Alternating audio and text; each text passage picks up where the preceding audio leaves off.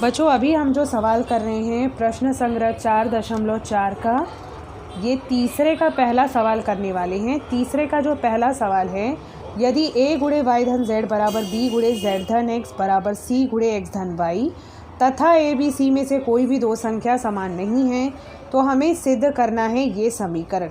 ठीक है, ये समीकरण हमें सिद्ध करना है। पृष्ठ क्रमांक 73 पर ये सवाल दिया गया है। तो देखें, हम देखने वाले हैं कि ये सवाल किस प्रकार से हल होता है। तो जो सवाल दिया गया है वो बच्चों यहाँ पर भी लिखा हुआ है। ठीक है, तो यही सवाल है। हमें ये जो समीकरण है वो दे दिया गया है और इस समीकरण से हमें सिद्ध क्या करना है, इसे सिद्ध करना है। ठीक है, इसके द्वारा हमें इसे सिद्ध करना है। साथ ही साथ हमें एक कंडीशन और दी गई है, वो ये कि ए बी सी में से कोई भी दो संख्या समान नहीं है। इसका मतलब ये होता है कि a जो है संख्या वो b के समान नहीं है, b संख्या c के समान नहीं है, a संख्या c के समान नहीं है, कोई भी दो नंबर एक दूसरे के बराबर नहीं है। तो ऐसे में क्या होता है बच्चों, समान संख्याओं को जब भी एक दूसरे के साथ घटाया जाता है तो अंतर कितना आता है, शून्य आता है। इसलिए जब भी a में से b हम घटाएंगे तो वो शून्य के बराबर नहीं होगा, क्योंकि दोनों संख्याएं समान नहीं हैं। उसी तरह से b और c भी एक दूसरे के समान नहीं होने से b में से c घटाने पर क्या ये 0 के बराबर होगा? नहीं, ये 0 के बराबर नहीं होगा।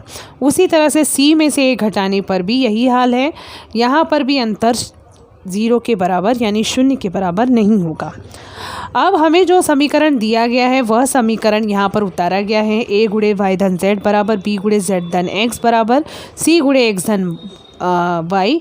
ये ऑलरेडी सवाल में दिया गया है, यानी दत्त स्वरूप में आपको ये प्राप्त है और इसके द्वारा हमें ये समीकरण को सिद्ध करना है।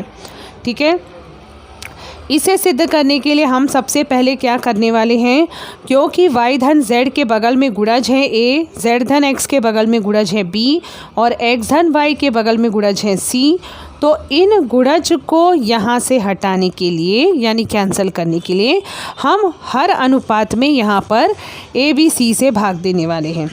a b c से भाग देने पर क्या होगा, तीनों अनुपातों में यानी y धन z जो ये अनुपात है इसमें भी a b c से भाग दिया, दूसरे अनुपात में भी हमने a b c से भाग दिया और ये जो तीसरा अनुपात दिया है उसमें भी हमने किससे भाग दिया, a b c से भाग दिया।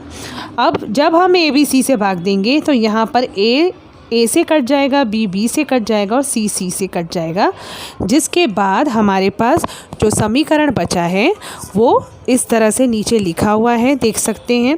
y धन z बटे बी सी बराबर z धन x बटे ए सी धन x धन बराबर x धन y बटे ए बी। तो इस तरह से हमें समीकरण प्राप्त हुआ है।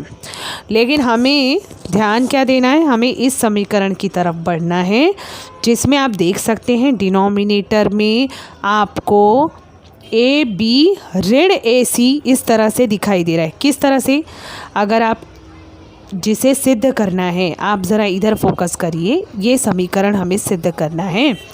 इस समीकरण में आप हर की तरफ देखिए, a लिखा हुआ है और कोष्ठक में b ऋण c लिखा हुआ है। इसका मतलब होता है a b ऋण a c, इसका मतलब होता है a b ऋण a c। वही हाल दूसरे में अगर आप देखेंगे तो b c ऋण b a और यहाँ पर है c a ऋण c b, c a ऋण c b। आप c a ऋण c b कहिए या a c ऋण b c कहिए, दोनों एक ही होता है।